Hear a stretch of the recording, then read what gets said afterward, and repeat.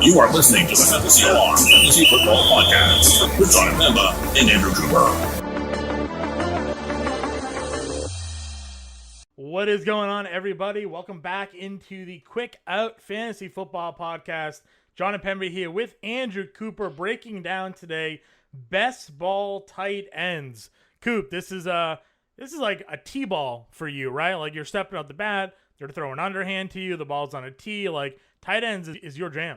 This is what we do, man. Feel a little pressure, though, to kill it with this one, being known as the tight end guy. But I think we've done a bit of research on this topic, so we should be all right with this one. Yeah, there's been at least 35 articles written, I think, and about 100 Reddit threads and 1,000 Twitter threads, I think, by you regarding the tight end position so far this year, especially when it comes to tight end rankings, dynamic tier rankings for tight ends, yin-yang tight end article, sleeper tight ends, top tier tight ends, what makes an elite tight end, you name it. Basically, Coop's covered it. So now looking at best ball tight ends and the approach and the strategy we take, the Underdog just released their third puppy. I don't know how much longer that one's even going to be up for. People are just attacking the entries there. I got to get in that right now, actually. I didn't know it was up. Not only is it up, it's almost full. They launched it August 1st. We're recording here on Friday, August 5th. And at the last check, I'll log in and check it right now. They're 41% filled already. So in 4 days, they've almost filled it. First place, $200K still. So the third rendition of the puppy still paying out a hefty first round pay, the first overall payout there. So definitely got to get in there. I mean, if this fills by the weekend, I bet it would. They may give us a puppy 4. I mean, there's still so much time before the start of the football season. Like, why not? But BB3 is still out there. Best Ball Mania 3 is still out there. $25 entry. So this knowledge, we've already gone over each position, how we attack, players we like, different tiers, and we'll wrap up that series today with the tight end position, Coop. So I'll let you kick us off however you feel is best. Dude, I just jumped into a puppy while you were saying that, and it said waiting for 7 people. And now we're waiting for 1 person while you were finishing. Are you doing the 8-hour or the 30-second? I did the slow one. I'm Okay. not going to do a 30-second one when we're on the podcast. I was going to say, I mean, listen, it would be interesting for you to do a live. Yeah, we'll probably do that for one show, truthfully. We'll hop in one and see how our draft strategies turn out on the podcast. But yeah, 8-hour pick clock or 30-second pick clock, however you want. Those are available. God, I distinctly remember once that you were doing a mock draft while we were playing Call of Duty one time. Yes. So let's not pretend like that kind of stuff isn't possible. Oh, no, very much. Yeah. John, why are you not following us? I'm on the clock. So just throw a grenade. As our car careens over a cliff because you had to take some relief pitcher. Listen, I was the bait for our Call of Duty team. So I ran out there. I was the general, but I was also the first one to draw out the fire, so you guys knew where to go. So you got a lot of kills, and we got a lot of revives too. So yes, good strategy for the squad. But yeah, let's get into it. I just want to say real quick, with the things you mentioned, obviously you mentioned the yin yang tight end, all those articles, those are geared more towards redraft. And in my opinion, redraft is a lot easier for the tight end position, especially because you kind of have only one guy you're starting. You only have to set one guy, and you don't need to roster a bunch. So for me, it's basically in that format, you draft an elite guy or you wait and take 2, right? In this, especially we're talking about Underdog, where you're drafting 18 players, you need to have 2 or 3 tight ends on your roster. That's the sweet spot. 1 is not enough. 4 you can get away with, but we've already put articles out that kind of mathematically show the highest win rates are teams with 2 or 3 tight ends. And the general strategy is if you get a high-end guy, you only draft 2. You just find a fill-in type guy for his bye week. You've already committed to that player. Or if you wait, maybe you draft 3. So that's kind of what we're talking about with this best ball format. It's going to be a little different than redraft because some of the guys who would typically fade, we might be interested in best ball. Specifically, touchdown dependent guys, right? Touchdown dependent guys. We're drafting 1 tight end usually, unless you're doing your yin yang strategy because you're trying to. I know you disagree with this. Most people will draft 1 and fill their bench with running backs and wide receivers, then go to the waiver wire when they need that bye week fill-in. Right, but that's the thing is I do agree with that strategy up to a certain point. If you're going for the high end guys, I agree with that. But for me, if I'm waiting and I'm taking like the tight end 9 as my starting tight end, that means I've already we're talking about pick 114 at tight end 9 here. That means I've already drafted like 4 running backs and 5 wide receivers by that point. So for me, I don't necessarily need to draft 17 wide receivers and fill my bench with them. If I wait on tight end, I can draft 2. That's my opinion in redraft. But again, this is a totally different beast. We're talking you need to get 2 or 3 of these guys. So why don't we get started with some ADP based on Underdog, that's the site we use. If you're not on Underdog, make sure you go out, promo code ALARM when you sign up. They'll match up to $100 in bonus credits with your first deposit. Underdog is the one we stick by. It's my favorite one. So that's what we use for ADP. So why don't we kick it off, John? Yeah, great mobile app for Underdog. Great mobile app. Oh, it's so aesthetically pleasing. Yes, very easy to use. So they also have pick'ems, for baseball, whatever. Football will do it too. We have pick'em articles out there. So it's not just best ball drafts. They offer a lot over on Underdog. So check it out. We will start off. We'll talk about the top tier guys here. We'll go top 5 tight ends. Does that work for you, Coop? Yep. Yeah, I mean, it's a pretty clear tier. It is a pretty clear tier. We have Travis Kelce, first tight end off the Mark Andrews, Kyle Pitts, Darren Waller, and George Kittle are your top 5 tight ends off the board. Kelce with an average ADP at the end of the first round, Andrews there in the second, Kyle Pitts in the third, Waller and Kittle in that 4th and 5th round range. Yeah, now here's my philosophy on the very top tight ends. This is the same for redraft and for this, and that's that there has never been a tight end that has finished as the number 1 overall flex player. Now, I obviously understand positional scarcity. I mean, I'm a huge tight end guy, and I talk about how you can get an advantage from that. But in these big tournaments and in general, you really do need to score the most points. So for me, I'm not drafting a tight end until all the players are off the board that I think have the best chance of being the number 1 overall flex player. And what I mean by that is when you start a guy at the flex, obviously it can be a running back, wide receiver, or tight end. Last year, Cooper Kupp was the number 1 guy. We've seen Antonio Brown be it. We've seen obviously a ton of running backs be it. We've never seen a tight end.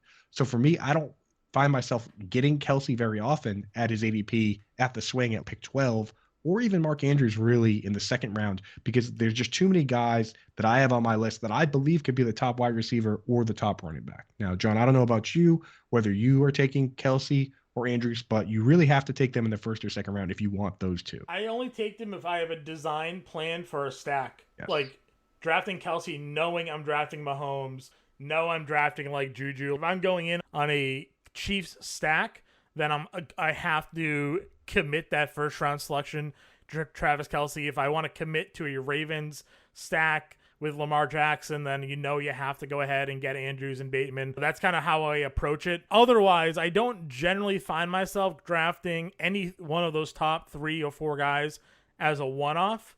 Obviously, that is draft board dependent. There are times where you're just in a spot where it's like, all right, I'm in running back dead zone here. I don't really need a wide receiver. I could get my 3rd wide receiver. Darren Waller or George Kittle on the board, sure, I'll go in that direction. Those are the conversations I've had sort of with myself. I think of the 30 or so best balls that I've done so far, maybe I have a couple shares of both of those guys, but I've largely been taking my tight ends in the tier or 2 after this. Yeah, now the one thing about that, and I do agree with that strategy, that you want to stack, reaching erases some of that value. And the problem that I run into with Travis Kelce especially is that you need to take him around the swing, right? So we're talking pick 11 or 12. When you go and look at, so say you're at the swing and you have pick 12 and 13, his ADP is pick 50. Your next 2 picks at the swing are 36 and 37, and then it doesn't come back to you until 60. So it almost forces you to reach for Mahomes at that 3-4 swing ahead of his ADP, or risk not getting him on the way back. That's what it's like. Yeah, that's the rub for committing to the stack, basically. Yeah, it's like you're committing to reach for Mahomes. Yeah, or you're taking, we're assuming you're drafting at ADP, but you could take Kelce early. You could take him 7, 6 if you're in that range to help you out a little bit there if that's how you plan on drafting your team. But yes, I don't mind drafting a player early if it's the scenario that you just described, where it's, listen, I'm not picking again for 20 picks. This guy's not going to be there, but this is a guy that I have as my top quarterback, my second quarterback, or fits the stack that I'm trying to build. Like, I'm okay making that play. Now, if it was a scenario where maybe Mahomes was like 3 rounds later, then sure, right, you're not reaching that much. But if you're going to reach a round, I'm fine with that. Round and a half, I'm fine with that if you don't think that they're going to be there for you. That doesn't change my opinion too much. Yeah, and that's the thing, is that it is just over a round, and you can be fairly confident that he'll be there. So that's a very safe strategy you can bank on. doing that bing bang. So it's pretty reasonable to do. With Mark Andrews, he had an amazing year last year. The concern for me is that Greg Roman's never been, basically every single season except last year, he's been a bottom 4 offensive coordinator in pass attempts and usually last. That's going all the way back to when he was on the 49ers as their offensive coordinator. Last year, they were 9th. So even just moving back from 9th to 15th or 20th, that's probably going to not present the same opportunity for Andrews. He probably had a career year last year. He's still a very safe play, but again, I think his ADP might be a little inflated. For me, the guy that I find myself taking, if I'm taking any of these guys at ADP out of this group, is Kyle Pitts. And I use Mark Andrew kind of as a shield for that, where I sit there and I look at it, and the longer Mark Andrews lasts, the more likely I am to take Kyle Pitts. Because if somebody goes and takes Mark Andrews at the end of the second or in the beginning of the third, I like Kyle Pitts as a value in the third, which is where his ADP is. So the longer Mark Andrews lasts, the better chance I have of getting Pitts. And I'm willing to take Pitts in the third. And if he's there in the fourth, I'm definitely taking him. I think this guy, I mean, as a rookie, he had 1,000 receiving yards, only guy besides Mike Ditka to do that. He plays wide receiver for 70% of his pass plays. He looks like a wide receiver. They brought in Drake London to take a little pressure off him. And when we look at the Vegas over-unders, they're all pointing the over-under at 950 yards. So the experts of all experts believe that he's probably going to do it again too. We've seen Marcus Mariota with Arthur Smith make Delaney Walker a top 5 tight end 3 years in a row, all while Delaney Walker's over 30 years old. There's a lot of good things to say about this guy. He's just the kind of guy that I feel he's in the same group as the Kelsey and Andrews, and he's just the cheapest. So for me, I'm willing to go there out of this group more often than the rest of them. Yeah, I've been so wishy-washy on that. I understand a lot of the narratives that have been pointed regarding Mariota and Smith, and you've talked about the Delaney Walker production there. Whenever we've had these conversations, my one thing with Walker there is that he only had 1,000-yard year. The other 4 years were under 900 yards receiving. Mariota was last a starting quarterback 5 years ago, and I consider it to be a considerable downgrade from Matt Ryan when it comes to just passing talent. So I worry that you're taking a tight end who is definitely a receiver, and I know that he is the most talented pass catcher on that offense, but I worry about the offense just in general and who's throwing him the football. If he is going to give you more of the Delaney Walker we got, where he was 70 catches, 850 yards, and 5 scores as an average for those 5 years, or the ceiling Delaney Walker year, which is what you're kind of hoping for, where he expands upon the 1,000 yards that he had last. I just worry a lot about this Falcons offense if they're going to be able to be as productive throwing the football, even if it's just a volume thing.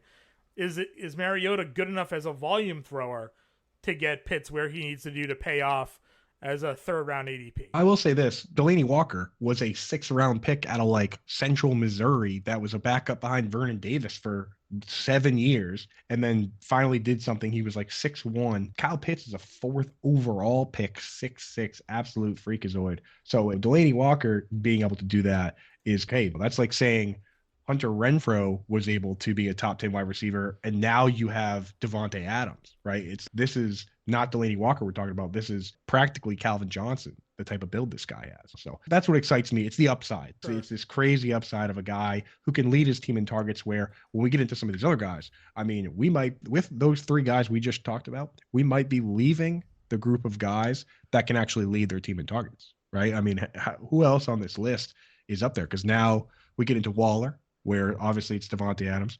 George Kittle plays with Deebo Samuel, who just got $1 gazillion. I mean, maybe Deebo will be used as more of a running back, but these guys are probably not in the same position they were when they were leading their teams in targets. So for me, my personal philosophy on Darren Waller and George Kittle is that when I'm drafting, it needs to be a situation where I look at it and I say, why is Darren Waller still here? Right? Why is George Kittle still on the board? I guess I'll take him here. That's when I do end up drafting these guys. But I really need to exhaust the list of running backs and wide receivers that I like before I'll take one of these guys, just because I few guys later just as much. So I don't know, John. So I guess my way of looking at targets is Kyle Pitts can be the number 1 target on the Falcons, but see less targets overall than Darren Waller could. But it's about what the ceiling of that is, because when you have Devontae Adams getting 150, you're probably not going to have Darren Waller also getting 150 and then Hunter Renfrow also getting 100. So it's more of a ceiling play. I think Sure. It's pretty safe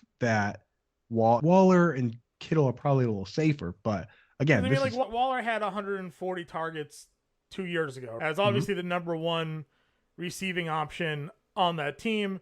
Last year, if he didn't get hurt, he was on pace to, I think, even eclipse that total or come pretty close to breaking that. Again, I understand you're adding in Devontae Adams to take away as the leading target man. I personally think that Renfro's the one that gets knocked down from this grouping. Agreed. I could see Waller still coming in at like 130 targets. I think they're going to throw a lot more in Las Vegas this year with McDaniels and Adams and everybody there now. But I mean, listen, I get what you're saying with Pitts. I'm just thinking, I don't think Kittle is going to be involved that much in terms of ceiling target share, because I think this offense likes to run the ball, especially now more with Lance as the quarterback. I think they're going to run a lot more RPOs. They're going to be more of a running team than they're going to be stepping back and throwing 35 a games, and that's going to hurt Kittle's target share, in my opinion, just from terms of an overall target standpoint. It's just a different way that I look at it sometimes, where it's, sure, Pitts can be the number one target on this team, but if he gets 120 targets and Waller gets 130 targets, does it matter if Pitts is the number one target? Yeah. Now, what I will say about this crew, these last two guys, Darren Waller and George Kittle, is there a reason that they're in this, both in ADP and for us, we keep them in this tier? And that's because in best ball, they do have upside that this next group of guys doesn't have. And I'm talking about individual week upside. Right? Because like you look at the numbers, there's no tight end that has gotten as many 15 plus target games as Darren Waller. I mean, most of these guys will never have a single game where they get 18 targets like Darren Waller. You know what I mean? And then there's George Kittle, who over the last 5 years since I've been tracking it, he's the only person that has multiple touchdowns of over 60 yards. He's the only person that has multiple touchdowns over 70 yards. He has an 85-yard touchdown. This guy, he has deceptive speed, 4.5 speed, which is still 96th percentile. And because of the way they run play action, and which is going to be even crazier now with Jalen Hurts, this guy can get loose and he takes it all the way to the barn, which in best ball, if you score an 80-yard touchdown, I mean, you're in the lineup, right? You wanted your Delaney Walker comparison. Kittle was a 5th round pick. So, you know. Right. Exactly. Dude, George Kittle, the craziest part about that pick is that they took him because they took a quarterback in the 3rd round, CJ Beathard, and Kittle was his college tight end. So they kind of backdoored their way into George Kittle there. It's kind of funny how that happens. When Washington drafted Dwayne Haskins and then they took his wide receiver, Terry McLaurin, that worked out pretty well on the back end. But yeah, so those guys, I mean, just to wrap up that group, if you're drafting one of those 5 guys and you're paying that price, they all go within the top 50 picks. That means you're committed to that player and you only take one of their tight end. That's the way that I'm rolling with these guys. When you spend that kind of capital, you have to be committed to what you've picked. Sure. Next here, I think where we separate the group, Dalton Schultz and TJ Hawkinson are the 2 tight ends in per ADP going after them. Schultz at 70.7, Hawk at 90.5. Schultz probably gets a little bit more of a boost, I think, now with obviously Amari Cooper's out of town. Michael Gallup's going to not begin the year healthy. He's going to be on the IL, I think, or IR, whatever it is, for the 6 weeks, presumably. And then James Washington just got hurt. I know rookie Jalen Tolbert's in there fighting as the number 2 receiver behind CeeDee Lamb, but you know, Schultz might be the number 2 target on this offense. Yeah, I mean, he's definitely going to be for the early part of the season. I haven't seen a guy fall backwards into a situation like this since Austin Hooper, those games when Calvin Ridley was out. He's really not a physical specimen. I mean, Austin Hooper's his best comparable player on Player Profiler. And this guy, he's not really good versus man-to-man, but like you said, this is an offense that's been top 5 in pass attempts in the league. They were number 2 last year. They led the entire league in touchdowns last year, the Cowboys did. So Dalton Schultz, like the opportunity's there for him. If you can get him at the right ADP, he's such a solid pick. But I would just make sure that you go ahead when you do take Dalton Schultz. If you take Dalton Schultz or TJ Hawkinson, honestly, from this group, make sure you're getting additional tight ends that have spike week potential, because he's not particularly fast. So his upside is, he's not particularly fast. He's not particularly good in man-to-man or breaking tackles. So his upside, he's one of those guys whose upside is 2 touchdowns and maybe 100 yards, but he's never going to be the guy that goes out and catches like 10 for 180, where there are some guys on here that we'll talk about later that can pull a George Kittle and break monster plays or be a target hog guy. Like Dalton Schultz, not quite that guy, but him and also Hawkinson, guys that could be top 2 targets on their team. Hawkinson also is not going to have Jamison Williams for the start of the season.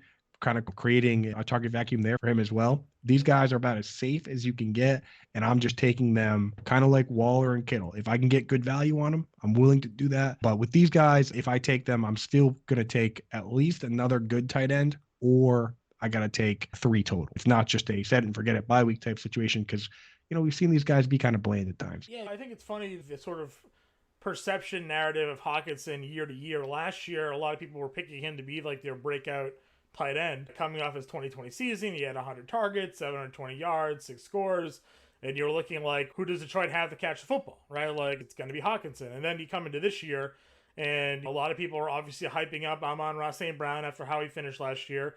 And then they also brought in DJ Chark on a 1-year deal. They drafted Williams, who's not going to be ready yet, but you know, it feels like more people are, and even you have a little tone, in my opinion, that maybe you're clearly not as high on Hawkinson as you may have been last year, but you're not unsure if he's like a week-to-week potential scorer for you in best ball. You think that other tight ends, you have to pair him up with. He's not a set it and forget it guy this year. Exactly. Yeah, that's where I'm at. And just for anybody that's playing redraft, TJ Hawkinson is a guy I'm drafting a second tight end. And also, oddly, Darren Waller, I will too. And here's why. Both TJ Hawkinson and Darren Waller have the earliest bye weeks of any team, week 6, and they have the same bye week. So if you're drafting those guys, not only do you have to kind of start thinking about who you're going to start week 6, but just know that if you draft Hawkinson, whoever draft Waller needs to start thinking about a guy too. So you kind of have a little competition there. So something to think about. But yeah, John, you're right. I really expected him. Last year was his opportunity to really blow up, and he didn't quite do that. And we also have to factor in the other tight end whisperer here, the original tight end whispered, Howard Bender. And I'm more of an analytics guy. Howard is much more of an eye test, talent type guy. And I can quote Howard on this because I had him on the show on Lightning Round. And his quote verbatim is, TJ Hawkinson sucks. So there's just a real possibility that he might not be an amazing pass catching tight end. He's a good blocking tight end. He could be more of a Dallas Goedert type, but we're getting into that crew here. But again, these are guys in best ball. You got to take multiple guys. So it's like, if you can just get the right value, if all the RBs and wide receivers you like are gone, just grab one of these guys and then we'll shoot shots at upside later. Yep. All right, let's go to the next tier of tight ends here. Dallas Goedert, Dawson Knox, Zach Ertz. Goedert going at pick 99.1, Knox 104.6, and Ertz at 108. Goedert, you're talking about a guy that went from being a number 1 or number 2 target on his team to now fighting out to probably be the number 3. Knox, you have maybe had more Twitter arguments about Dawson Knox than many have in their lifetime. And then I think Zach Ertz is getting a little bit of disrespect in some of the conversations that I've had or witnessed when it comes to his value here. So what are your thoughts on this tier? Yeah, I mean, so Dallas Goedert's just not a guy I'm drafting in any format right now, honestly. And the big stat on that is there hasn't been a tight end, and there's a couple guys this applies to, but the last time a team had 2 top 24 wide receivers and a top 5 tight end was the 2013 Broncos, and that's the year that Peyton Manning set the record for touchdown passes with 55. So, like, the reality of that is if Devonta Smith and AJ Brown are both good, and and Dallas Goedert's also good, then whoever drafted Jalen Hurts already won the league. You know what I mean? You got this mobile quarterback who's supporting 3 pass catchers. It's insanity. You know what I mean? So maybe you do draft Goedert if you really are all in on Jalen Hurts and you want to do some sort of stack there. But I just don't see it unless Devonta Smith or AJ Brown completely fall off the earth. I don't see a world where Dallas Goedert's really giving you crazy upside. And you have to remember that last year, the best game that Dallas Goedert had, the best game that he would have had for this format, which is best ball, the 2 touchdown game, that was Gardner Minshew. That wasn't even Jalen Hurts. So little concern there. I don't know if you were taking Dallas Goedert. Not only that, but that was also against the Jets, who I think he was wearing the invisibility cloak during that game because he was just left wide open. I'm with you. Listen, I'm very bullish on the Eagles this year. I like Jalen Hurts. I like AJ Brown, but this still isn't a team that's going to be throwing it as much as everybody else in the league. So it feels very difficult to think that they're going to support 3 wide receivers. I question if they can really even support 2 top wide receivers. Like, I think it's going to be AJ Brown, and then Devonta Smith might sit in 800-yard range. So, like, I don't know where that leaves Dallas Goedert. So he's been a 0 draft for me. I haven't touched him at all. What are your thoughts on? I mean, I feel like Knox should be in that same category. People love him because of all those touchdowns. But once the touchdowns dried up last year, what did he do? Nothing. So those 2 tight ends for me, I'm out on. But I do think Zach Ertz can still maintain a sense of relevancy even once DeAndre Hopkins comes back, I know a lot of people will go, they have Hollywood Brown, they have DeAndre Hopkins.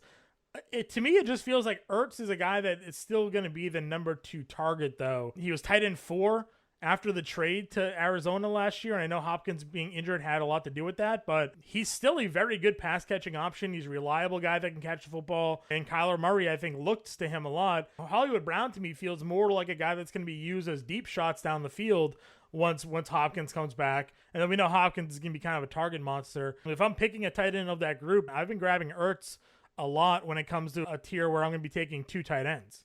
Yep, I'm 100% with you, man. And the thing with Dawson Knox is that in this particular format where you are touchdown dependent, I mean, he is pretty good versus man-to-man. They do a lot of that RPO stuff that gets the tight ends open, and they definitely are testing the limits of sending linemen downfield. I just want to get this out of the way. That when they run those RPOs, those linemen are at times going downfield. They even got called for it against the Patriots in the playoffs. And that if you can get away with doing that, it sucks the linebackers in, because the linebackers' first read is to say, okay, the linemen can't go downfield on pass plays. If they're going downfield, this is a run. But, if you can get away with it, you can really crush people. And that the Bills are great at that. So I don't mind if other people take Dawson Knox in this format, because it's okay. But like you said, I like guys like Zach Ertz better. And I like guys in this next tier better than Knox too. So I'm just not taking him. It's an ADP thing, right? Yep. With Zach Ertz, he had the second most. Not only is he a super reliable guy in terms of targets on a weekly basis and just giving you a floor, but he had the second most red zone targets of any tight end, tied for the third most end zone targets of any tight end last year. So they like him in that capacity. And I was looking at the over-unders. I know I like looking at those just to see what Vegas thinks, because, if you work for Vegas and you're setting the wrong over-unders, you lose your job. So you take it very seriously over there with what the numbers are setting. Marquise Brown, they only have it like 875 yards. So it's not like they're projecting Marquise Brown to go over there and be a monster either. So of this group, I'm just, like you said, no Dallas Goedert, no Dawson Knox, because of Ertz is in that same group. Yeah, I'm with you there. The one thing with Knox, we talk about it in best ball. Yeah, touchdowns are fine, but you can't. We talk about all the time. Like, touchdowns are the most unpredictable stat when it comes to fantasy performance, right? Like, you can't just bank on Dawson Knox finding the end zone. If he's giving you really nothing else other than that, it's just such a low floor for him that a guy that I've generally been avoiding. You mentioned you like this next tier though, so Irv Smith, Cole Kmet, Pat Freiermuth, Mike Gesicki, and Hunter Henry. I know there's a couple that you don't like of this group, so which ones are you crossing off your list? Yeah, so I'm just not taking Irv Smith Jr. You mentioned to me, I didn't even realize he had hand surgery recently. That's right away. You just want to avoid, you want guys that are healthy right now when you're drafting. Like, we can't predict who's going to get hurt and who's not, but we can know who is healthy right now.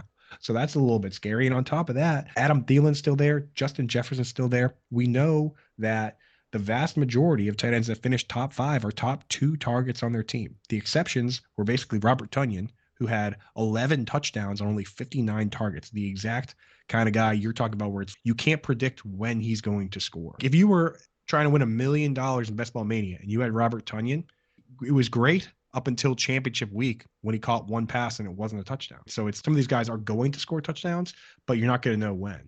So I'm not really a big fan of Irv Smith as the third target there. Cole Kmet, the next guy, though, easily a top 2 target on that team, right? Like he was last year. He had 93 targets. So sometimes maybe what you want to do, if you like taking a touchdown dependent guy like Dawson Knox, is turn around and take a guy that has a bunch of targets and gives you a good floor like Cole Kmet. He had 0 touchdowns last year, but when you look at the rest of that group, Jimmy Graham, Jesse James, these guys, even Jesper Horsted, they quietly got a bunch of random red zone and end zone targets. Those tight ends combined for 6 touchdowns.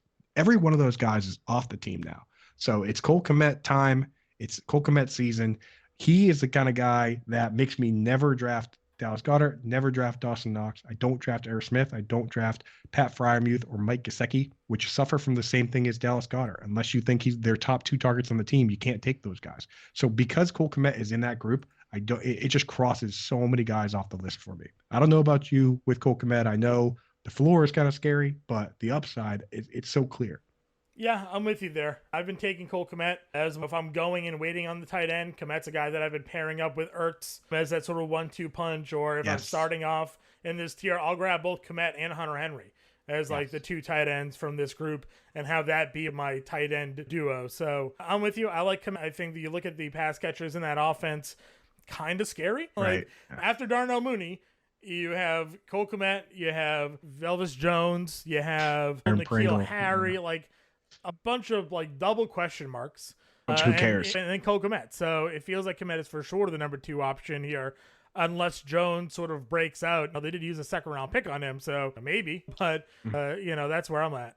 Yeah, here's my thoughts on Hunter Henry. It's that there's 2 paths to top 5 tight end, right? 90 plus targets or 10 plus touchdowns. This is the famous stat, John, the famous Randy McMichael stat. Every tight end that finished top 5 in PPR, going back to Randy McMichael in 2003, has had 90 plus targets or 10 plus touchdowns. And last year, Hunter Henry was a top 2 target on the team, meaning that the 90 targets is within the range of outcomes. And he had 9 touchdowns, which means 10 touchdowns within the range of outcomes. He's coming at it from both angles, whereas some of these other guys aren't. You either need the targets or you're hoping that a Dawson Knox gets the touchdowns, but you're not expecting both.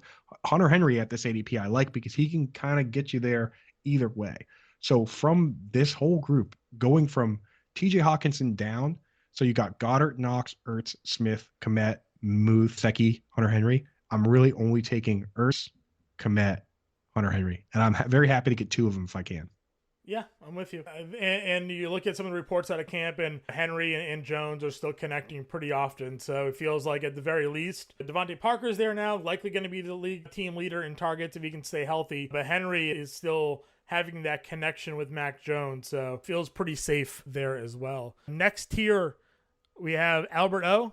We got Gerald Everett. We have David Njoku. The Watson suspension, I think, plays the biggest into this tier because if he's only suspended for 6 games or 8 games, then I like Njoku just knowing that at some point he's going to have a potential top 5 quarterback throwing him the football. Like him a lot less if it's going to be Jacoby Brissett or if something tragic happens, Josh Rosen throwing him the football for a season out there. But Albert O is probably the one that's climbing the most following the Tim Patrick injury news.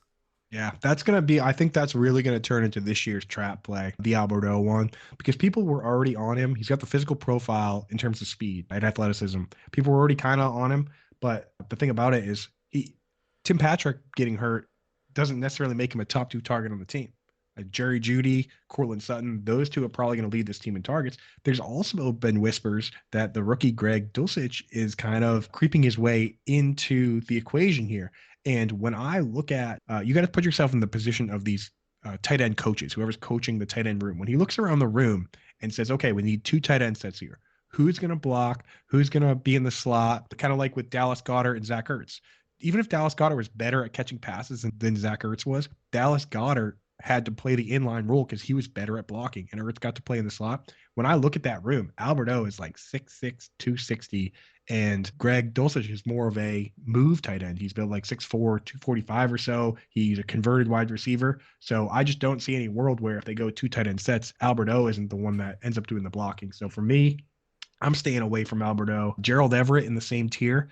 I mean, we're talking about as touchdown dependent as it's probably going to get, just because not only are we looking at Keenan Allen and Mike Williams, but Austin Eckler himself basically puts up the receiving stats of someone like Tyler Boyd. They had almost identical targets last year, Tyler Boyd and Austin Eckler. He is the 3rd wide receiver on that team, if not the 2nd, which puts Gerald Everett in pretty much the same position as Jared Cook. And you never really felt that great about Jared Cook in general, did you? He was just a guy that either scored or he didn't. And there's so many guys out here that are in that score or didn't category that I could do without it. Njoku, again, there's so much uncertainty with the suspension. He could be the top 2 target on the team. I think he is after Amari Cooper. Still kind of interesting with Brissett. Jones. Is it going to be David Bell? I've seen, again, the reports like Kareem Hunt is working with receivers, and we heard that last year too. It wasn't really anything. So I think that's the biggest red herring ever is that Tony Pollard's working with the receiving group. Sure, because they want him to catch the football every now and then. He's not going to be out there split wide on enough snaps that's going to matter, in my opinion. We saw Kareem Hunt. Kareem Hunt's working with the slot receivers. Okay, he wasn't lining up in slot last year. He was playing his normal role. So exactly. I mean, that's the thing is, unless you're Christian McCaffrey, you're just not better at playing receiver than a lot of these receivers. That's why it's so difficult to change positions in this league. It's such a, even they talk about how difficult it is to go from playing guard to tackle. You know what I mean? It's such a niche Some tackles can't game. play the other tackle side. Exactly. Yeah. It's such a niche game. You know what I mean? Like, it's not like you're learning all these new tricks of the trade. Like, it's not something that is realistic for me. So I don't predict that kind of thing to happen. I know the Tony Pollard truthers out there are still doing their best. And Pollard's a good player. It's just he needs better opportunity. Yeah, I agree Yeah, with you there. I'm avoiding that. I mean, Njoku, worth a stab. If you really whiff on tight end, say you just completely miss on this entire group, because I've had it happen where like it just goes, people feel the same as me. It goes Ertz, Kmet, Henry.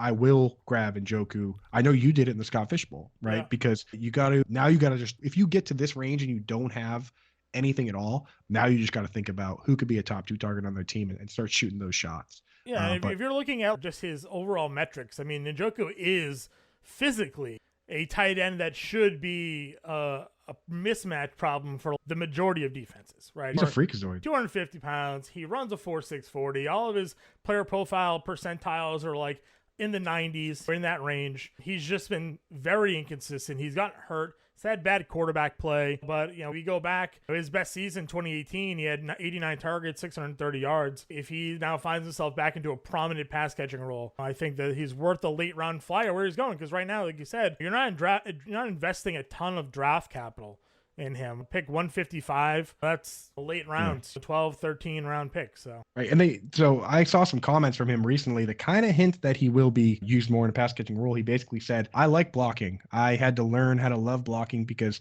I was put in a position where I either had to sit back and sulk or I had to learn to love blocking. So I loved it. He goes, that was kind of 2020, 2021. That's what he said. And it just so happened that 2020 and 2021 were the exact years where Austin Hooper was there, so I think he basically just said, hey, I had to learn how to love blocking while this guy was here, but now he's gone, so it's David Njoku time. So definitely more interested in him this year than I've ever been. And like you said, the guy's a physical freak. He's not Vernon Davis, but I mean, when you look at the guy, he's yoked. So anyway, that's a tier in its own in terms of ADP. And now we're getting into picks like 160 to 200, where, let's see, if you're doing a normal underdog draft, it's 216 picks total. So these are the kind of guys where if you want one, forget ADP. Anyone from this group here, if you like them, you just got to take them because they go all over the place, especially when I'm in the draft. Because John, some of these guys on this list, I'm willing to take a lot higher than where they're going. Yeah, we'll just let the cat out of the bag here early. Why are you looking at Evan Ingram, and what do you expect from him in the Jacksonville Jaguars offense this year? I mean, dude, the thing with Evan Ingram, and I've got a full article on it out there, so I'm not going to take up too much people's time. You should go check it out. Evan Ingram, the man, the myth, the legend is the name of the article on there, which is a little facetious because, I know people don't love this guy, but we're talking about a guy he's arguably the fastest tight end in the league. His 40 time is faster than Kyle Pitts, faster than everybody else's, 100th percentile speed at 4.4 speed. He was a top 5 tight end with Eli Manning in Eli Manning's last year. The shell of Eli Manning.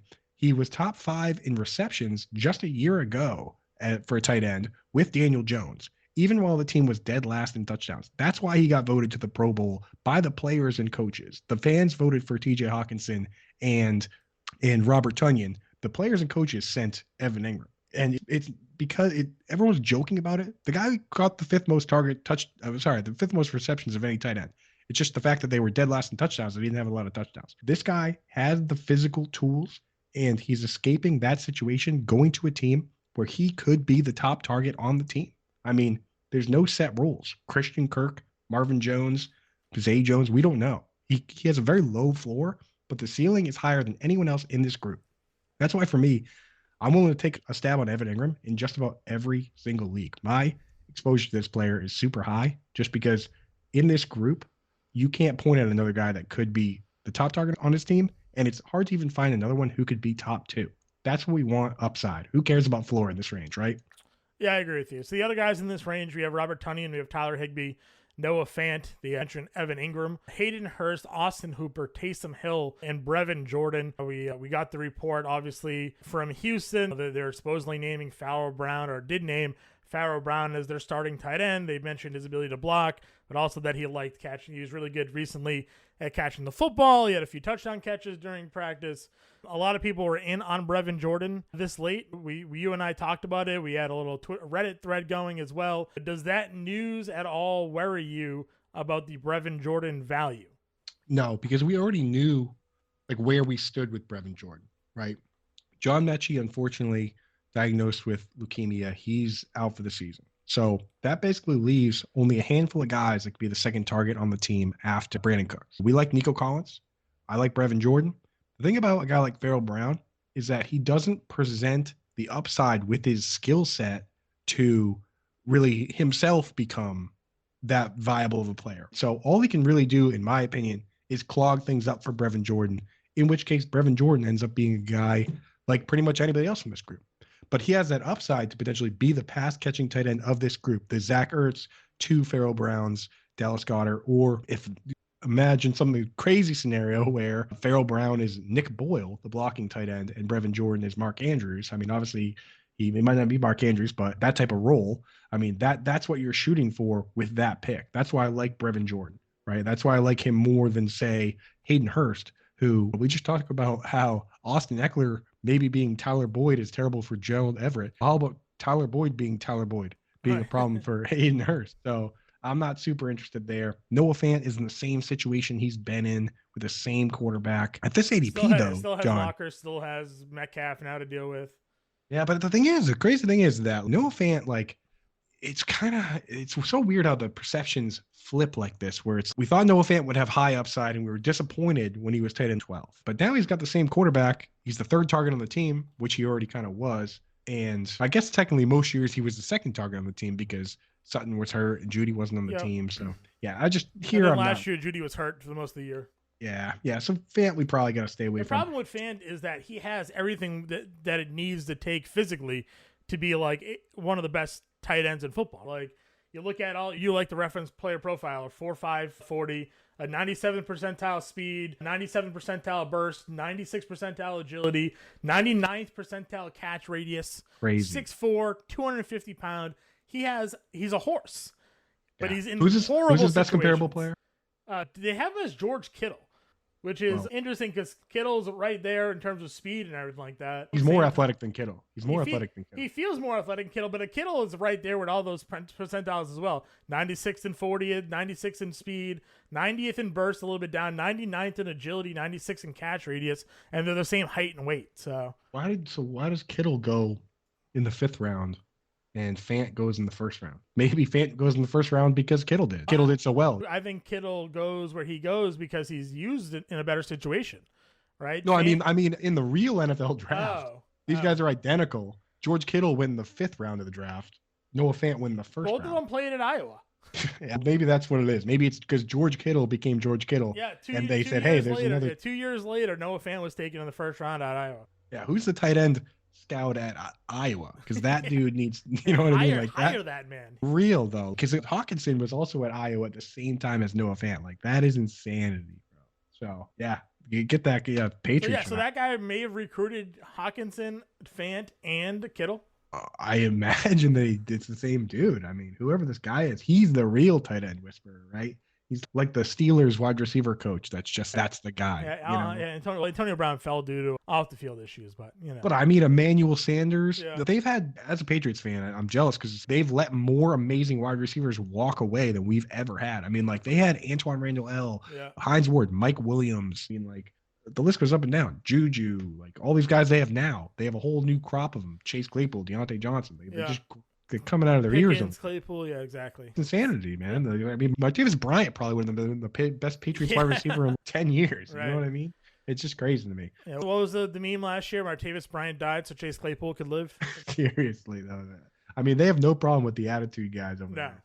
Claypool is definitely. They just believe in Tomlin being able to wrangle them in. So has anyone ever seen Chase Claypool and that rapper 6ix9ine in the same room together?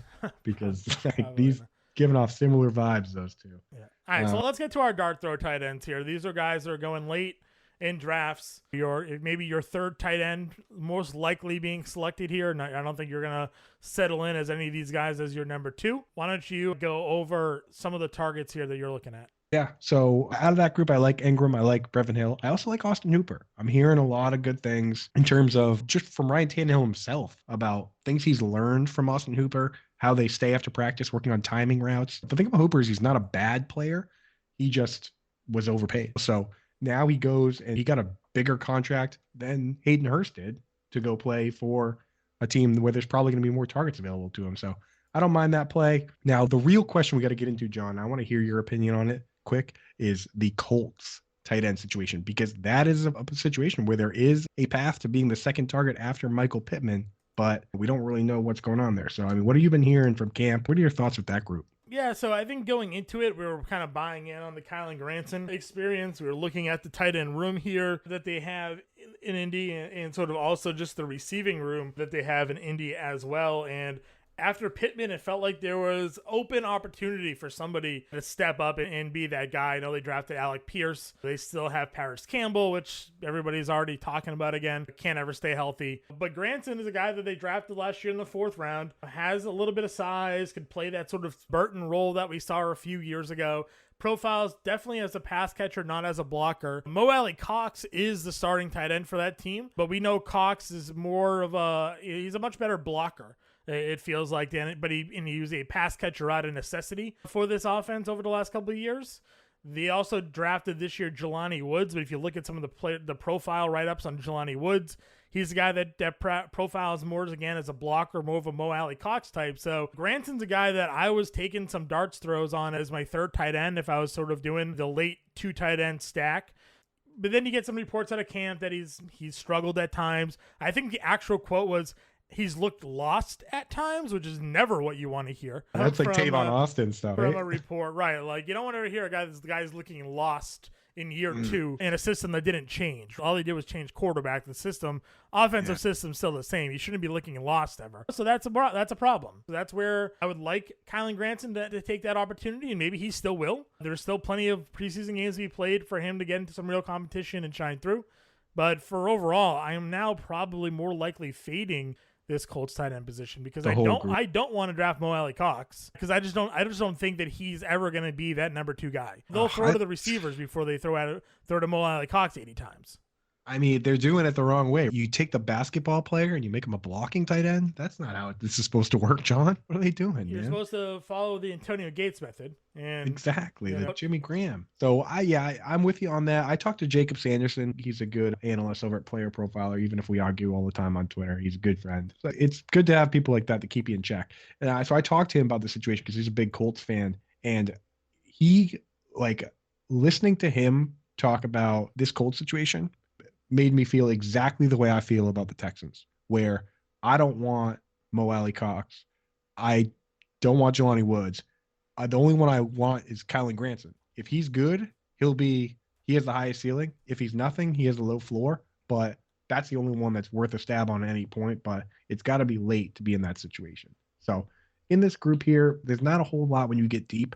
If you're in a break glass in case of emergency situation, which this does happen in best ball, say you go out and you go through pretty much the whole draft and you're coming into the 18th round and you look at your roster and you realize you took 2 tight ends and they both have the same bye week. And you just need to get a 3rd guy. Of this group, Logan Thomas is a guy who he's going to start slow coming off the ACL. If it matches up with the bye weeks in that situation, this is a guy that played virtually every snap. And when I say virtually, last year in the first 3 games, he played literally 100% of those snaps. He's, if he comes back healthy, he's going to be involved. There's no question about it. Going through some of these other guys, I mean, you could take a stab on Daniel Bellinger with the Giants. He's a rookie tight end with the Giants, but apparently he's running with the ones.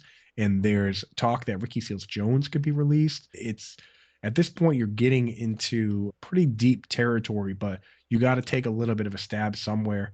And then I guess one that if you really wanted to differentiate yourself from everybody else by taking a guy that no one's really drafting is Harrison Bryant.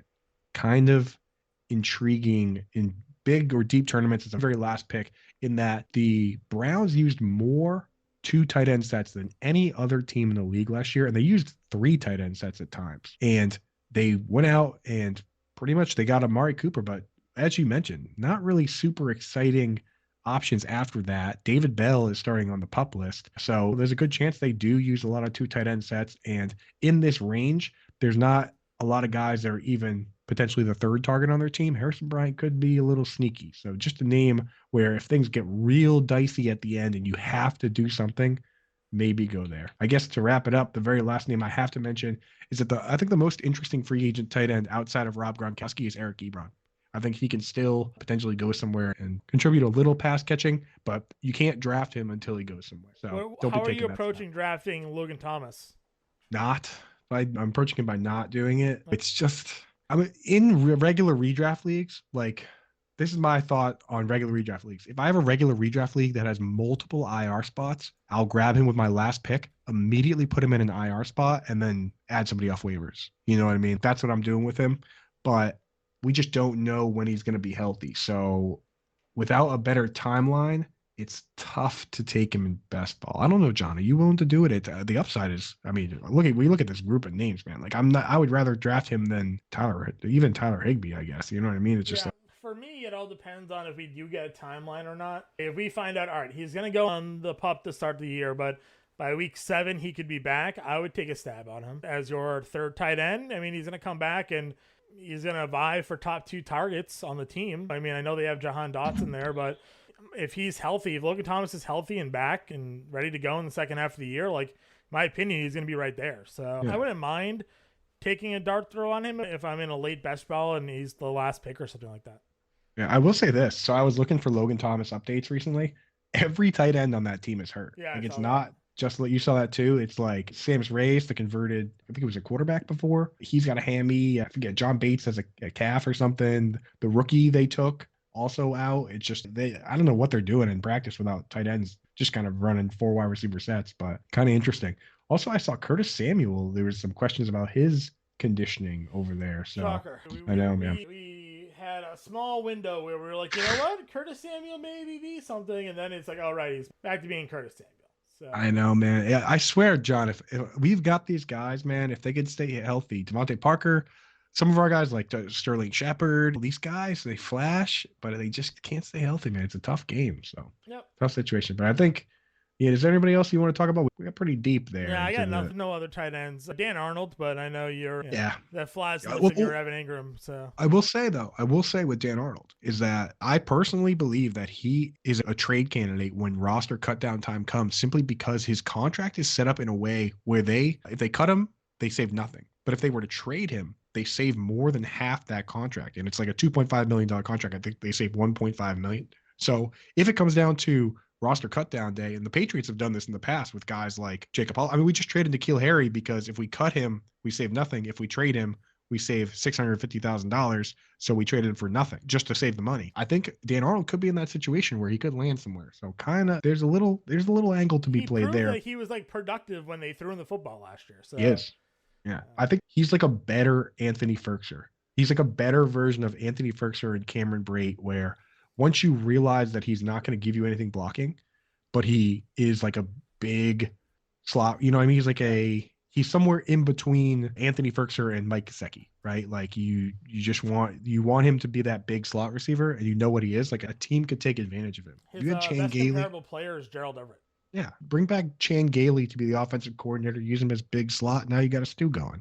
97 percentile burst score, 93 percentile agility, 95 percentile catch radius. Give Darren Arnold a chance. Give him a chance, man. Dan Arnold's a guy like you and me. His whole career has been so back and forth because the hype goes up and we don't like him. And then like last year, when he got traded to the Jaguars, we were like, whoa. Why isn't everyone getting excited? This is a perfect situation. And then it's all over the place. We went to a team that was forcing James O'Shaughnessy down our throat. I mean, we were stoked that they got an actual pass catching tight end. Yeah, and then he was good, but then he got hurt. And it's just crazy and then he's in that situation, and they pay Evan Ingram $9 million. It's like, the guy can't catch a break. Put him somewhere where he can succeed.